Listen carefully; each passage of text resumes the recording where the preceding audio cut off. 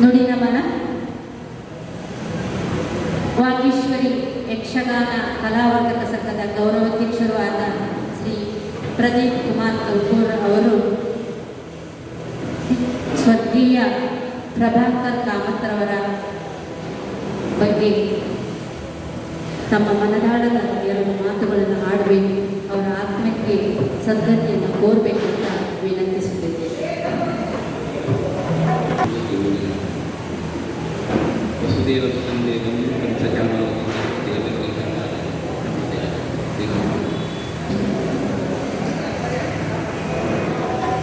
ಜ್ಞಾನದೊಂದಿಗೆ ನಮ್ಮೆಲ್ಲರ ಜೀವನದ ನಡೆಯನ್ನು ಶುದ್ಧ ಮಾಡುವಂಥ ಒಂದು ಪವಿತ್ರ ಕಾರ್ಯ ಇವತ್ತಿಲ್ಲಿ ಸಾಕ್ಷಾತ್ಕಾರ ನಾವು ಎಣಿಸ್ತೇವೆ. ಮನುಷ್ಯನ ಬದುಕಿನ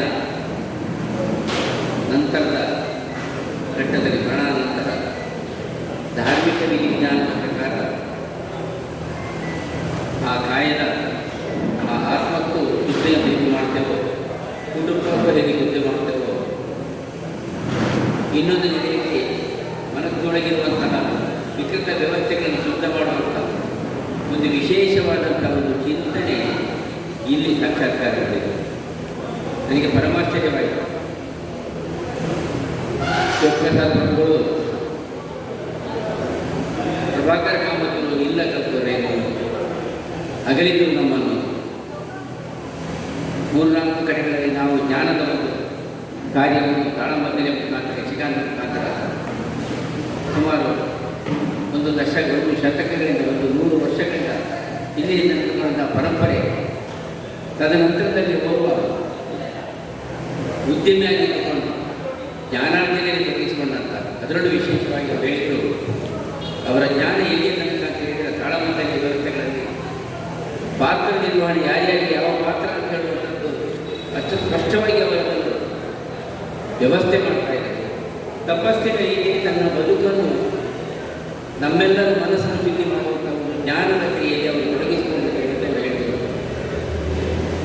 ನಾವೆಲ್ಲ ಹಿಂದಿನ ಮುನ್ನ ಹೇಳ್ತಾ ಇದ್ದು ಕೇಳಿದೆ. ಧರ್ಮಕ್ಷೇತ್ರಕ್ಕೆ ಒಂದು ಕಡೆ ಆದರೆ ಮಂಗಳೂರು ವಾಣಿಜ್ಯ ಕ್ಷೇತ್ರ ಅಂತ ಅವಿಭಜಿತ ನಮ್ಮ ತುಳುನಾಡು ಇದೆ.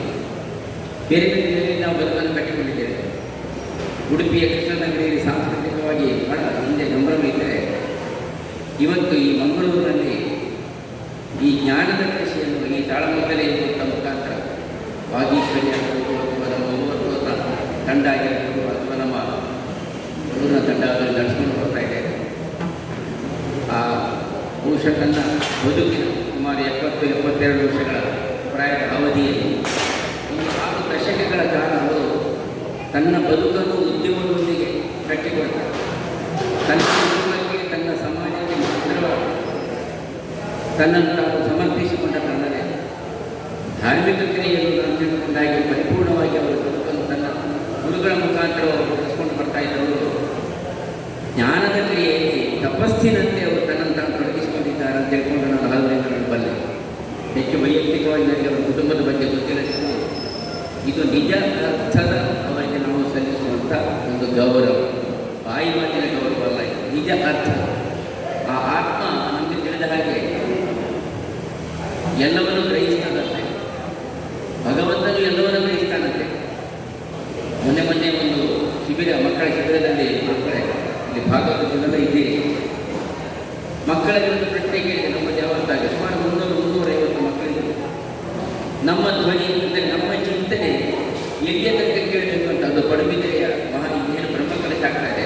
ಅದರಿಂದ 1 ದೂರದಲ್ಲಿ ನಾವೇ ಈಗ ಮಕ್ಕಳ ಬಾಯಲ್ಲಿ ಗಣಪತಿಯ ಸಾನ್ನಿಧ್ಯಕ್ಕೆ, ಮಾಲಿನ್ಯದ ಸಾನ್ನಿಧ್ಯಕ್ಕೆ ಅಂತ, ಅಥವಾ ಇನ್ನು ಮುಂದೆ ಹೋದರೆ ಉಡುಪಿಗೋ ಅಥವಾ ಬೆಂಗಳೂರಿಗೆ ಮುಟ್ಟಬೇಕು, ಇಲ್ಲ ಡೆಲ್ಲಿ ತನಕ ಮುಟ್ಟಬೇಕು ಅಂತ. ಆದರೆ ಮಕ್ಕಳ ಬಾಯಲ್ಲಿ ಬಂದಂಥ ಮಾತು, ನಮ್ಮ ಧ್ವನಿ ಅಂದರೆ ಇಂತಹ ಸಾಂಸ್ಕೃತಿಕವಾದ ಚಿಂತನೆ ಧ್ವನಿ ಅದು ಭಗವಂತನಿಗೆ ಮುಟ್ಟಬೇಕು ಅಂತ ನಿಜ ಅರ್ಥದಲ್ಲಿ ಹೇಳ್ತೇನೆ. ಇವತ್ತಿನ ಪ್ರಭಾಕರ ಯಕ್ಷಗಾನ ಚಿಂತನೆ ನಮ್ಮ ಈ ಎಲ್ಲ ಬಂಧುಗಳು ಸೇರ್ಕೊಂಡು ಮಾಡ್ತಾ ಇರೋದು ಅದು ಭಗವಂತನಿಗೆ ಮುಟ್ತಾ ಇದೆ. ಆ ಮುಖೇನ ಭಗವಂತ ಆ ಮಕ್ಕಳ ಬಾಯಿಂದ ಮಾತಿದ್ದು ನಮ್ಮಂಥವರಲ್ಲ. ಮಕ್ಕಳ ನನಗೆ ಆಶ್ಚರ್ಯವಾಯಿತು. ನಮ್ಮ ಮಕ್ಕಳು ಇಂತಹ ಒಂದು ಜ್ಞಾನೋದಯ ಪ್ರಕ್ರಿಯೆಯಲ್ಲಿ ತೊಡಗಿ ನೀರಾಗ ನಾವು ಹೇಳ್ತೇವೆ ಮಕ್ಕಳೆಲ್ಲ ಹಾಳಾಗಿದ್ದಾರೆ, ಈಗಿನ ಮಕ್ಕಳು ಇಲ್ಲ ನಮ್ಮ ಹಾಗಿಲ್ಲ, ಇಲ್ಲ ನಮ್ಮನ್ನು ಮೀರಿ ಇದ್ದಾರೆ, ನಮ್ಮನ್ನು ಮೀರಿ ತಮ್ಮ ಬದುಕನ್ನು ಕಟ್ಟಿಕೊಡ್ತಾರೆ. ಸನಾತನ ಸಂಸ್ಕೃತಿಯಲ್ಲಿ ತಮ್ಮ ಮಾತೃ ಸಂಸ್ಕೃತಿಯಲ್ಲಿ ಬದುಕಬೇಕಾದ್ರೆ ಇಂತಹ ವಾತಾವರಣವನ್ನು ಅವರಿಗೆ ನಾವು ನಮ್ಮ ಕಾರ್ಮಿಕರಿಗೆ ತಿಳಿಸಿದಾಗ ಅವರ ಬಾಯಿಯಿಂದ ಬರ್ತದೆ ನಮ್ಮ ಧ್ವನಿ, ಅದು ಭಗವಂತನಿಗೆ ಮುಟ್ಟುತ್ತದೆ ಹೇಳ್ತದೆ ಅಂತ ಹೇಳ್ಬೋದು. ಇದು ಭಗವಂತನಿಗೆ ಮುಟ್ಟಿದೆ. ಬಹುಶಃ ಈ ವಾಲಿ ಈ ಕ್ರಿಯೆಯಲ್ಲಿ ಮೋಕ್ಷದ ಒಂದು ಚಿಂತನೆ ಅಂತ ಕೇಳಿದೆ ನಾನು ಅಲ್ಲಿವರ ಯಾರ ಮಾತ್ರ ಅರ್ಥ ಹೇಳೋದು, ಯಾರ ಅರ್ಥ ಹೇಳೋದು ಹೆಚ್ಚು ಬಹಳ ಸಂತೋಷ ಆಗ್ತದೆ. ನಮ್ಮ ತಲೆಯಲ್ಲಿ ಏನೇನೋ ದೊಡ್ಡ ದೊಡ್ಡ ಕಲಾವಿದರಾಗಲ್ಲ, ಪ್ರತಿಯೊಬ್ಬರಲ್ಲೂ ಒಂದು ಜ್ಞಾನದ ಚಿಂತನೆಯೊಂದಿಗೆ ಚಿಂತನೆ ಇದೆ ಅಂತ ಹೇಳುವಂಥದ್ದು ಇವತ್ತಿನ ಕಾರ್ಯಕ್ರಮದ್ದು ಸಾಧಿಸುತ್ತೆ. ಭಾಳ ಚೆನ್ನಾಗಿ ನಿರ್ವಹಣೆ ಮಾಡಿ ನಿರ್ವಹಣೆಯನ್ನು ಅವರು ಹೇಳಿದರು ಎಲ್ಲವನ್ನೂ ಶುದ್ಧ ಅಂತ. ಎಲ್ಲದಕ್ಕಿಂತ ಮುಖ್ಯವಾಗಿ ಜ್ಞಾನದ ಮುಖಾಂತರ ನಮ್ಮ ಮನಸ್ಸನ್ನು ವೃದ್ಧಿ ಮಾಡುವಂಥ ಪ್ರಕ್ರಿಯೆ ಈ ನೆಲೆಯಲ್ಲಿ ನಾವೆಲ್ಲ ನಮ್ಮನ್ನು ತೊಡಗಿಸಿಕೊಂಡದ್ದು ಇದು ನಮ್ಮ ಸೌಭಾಗ್ಯ. ಈ ನೆಲೆಯಲ್ಲಿ ಪ್ರಭಾಕರ ಕಾಮತರು ಮತ್ತು ಅವರ ಬದುಕು ಒಂದರ್ಥದಲ್ಲಿ ಸಾರ್ಥಕ್ಯವನ್ನು ಪಡೆದಿದೆ. ಧನಕನಕ ವಸ್ತು ವಾಹನದಲ್ಲಿ ಎಲ್ಲವನ್ನೂ ಸಂಪಾದನೆ ಮಾಡಿರ್ಬೋದು, ಕುಟುಂಬದ ಬಂಧುಗಳಿಗೂ ಗಟ್ಟಿಯಾಗಿಟ್ಟಿರ್ಬೋದು. ಆದರೆ ಸಮಾಜ ಯಾವತ್ತೂ ಇದು ಶಾಶ್ವತವಾಗಿ ನೆನಪಿಸುವಂಥದ್ದು ಪ್ರಭಾಕರ ಕಾಮತರ ಈ ಜ್ಞಾನಾರ್ಜನೆಯ ಪ್ರಕ್ರಿಯೆಯನ್ನು ತೊಡಗಿಸಿಕೊಂಡಂಥ ಚಿಂತನೆಯ ಜಡಕ ಆ ಆತ್ಮಕ್ಕೆ ಭಗವಂತ ವಿಷ್ಣು ಸಾಹಿತ್ಯವನ್ನು ಅನುಗ್ರಹಿಸಿದ್ದಾನೆ. ಯಾವತ್ತೂ ಅವನು ನೆನಪಿಸಿಕೊಳ್ಳೋಣ. ಹೇಗೆ ನಿರಂತರವಾಗಿ ಆ ಮಹಾಮಾಯಿಯ ಪದತಲದಲ್ಲಿ, ಆ ಮಹಾಗಣಪತಿ ಅಥವಾ ಮಾರಿಯಮ್ಮನ ಪದತಲದಲ್ಲಿ ಈ ಯಕ್ಷದ ಮುಖಾಂತರ ಜ್ಞಾನದ ಪ್ರಕ್ರಿಯೆ ನಡೀತಾ ಇದೆ. ಆ ಎಲ್ಲ ಪ್ರಕ್ರಿಯೆಗಳಲ್ಲೂ ಬಹುಶಃ ಪ್ರತಿಯೊಂದು ಸಲವೂ ಇವತ್ತು ನಾವಿರ್ತೇವೆ, ಪ್ರಭುಗಳಿರ್ತಾರೆ, ಭಾಗವತರಿರ್ತಾರೆ, ಇದು ಮುಂದುವರಿತಾ ಇರ್ತದೆ ಪರಂಪರೆ. ನಾವು ಎಣಿಸುತ್ತಾರ ನಮ್ಮ ನಂತರ ನಿಲ್ಲುವುದಿಲ್ಲ, 100 ವರ್ಷ ಮುಂದುವರಿತದೆ. ಆದರೆ ಅವರ ಹೆಸರು ಅದು ಶಾಶ್ವತವಾಗಿರುತ್ತದೆ. ಶಾಶ್ವತವಾಗಿರುವಂತೆ ಇನ್ನಾವುದಾದ್ರೂ ನಮ್ಮ ಯೋಚನೆಗಳ ಮುಖಾಂತರ ಇಂತಹ ಜ್ಞಾನಾರ್ಜನೆ ಕೆಲಸದಲ್ಲಿ ನಮ್ಮನ್ನು ತೊಡಗಿಸಿದಾಗ ಅದು ಆತ್ಮಕ್ಕೆ ತೃಪ್ತಿಯನ್ನು ನೀಡುವಂಥ ಸಂದರ್ಭದಲ್ಲಿ ಹೇಳ್ತಾರೆ. ಆತ್ಮಕ್ಕೆ ನಾವು ವೈಯಕ್ತಿಕವಾಗಿ ವಿಷ್ಣು ಸಾಹಿತ್ಯವನ್ನು ಭಗವಂತನಲ್ಲಿ ಪ್ರಾರ್ಥಿಸಿ ಗುರುಗಳನ್ನು ಕೊಡಿಸಿ, ವಿಶೇಷವಾಗಿ ಕೃಷ್ಣ ಮಂದಿರದ ಮುಂದೆ ವೆಂಕಟರಮಣನ ಸಾನ್ನಿಧ್ಯದಲ್ಲಿ, ಆ ಮಹಾಮಾಯಿಯ ಸಾನ್ನಿಧ್ಯದಲ್ಲಿ ಚಿಂತನೆ ಅದು ಭಗವಂತನಿಗೆ ಮುಟ್ಟಿದೆ, ಭಗವಂತನಿಗೆ ಮುಟ್ಟದೆ. ಆ ಮುಖೇನ ಆ ಕಾಮತರ ಆತ್ಮ ತೃಪ್ತಿಯನ್ನು ತಾನು ಬದುಕಿದ ಸಾರ್ಥಕತೆಯ ಮೇಲೆ ತೃಪ್ತಿಯನ್ನು ನಡೆಸ್ತದೆ ಅಂತ ಹೇಳ್ತಾ ವಿರಮಿಸ್ತಾ ಇದ್ದೇನೆ. ನಮಸ್ಕಾರ.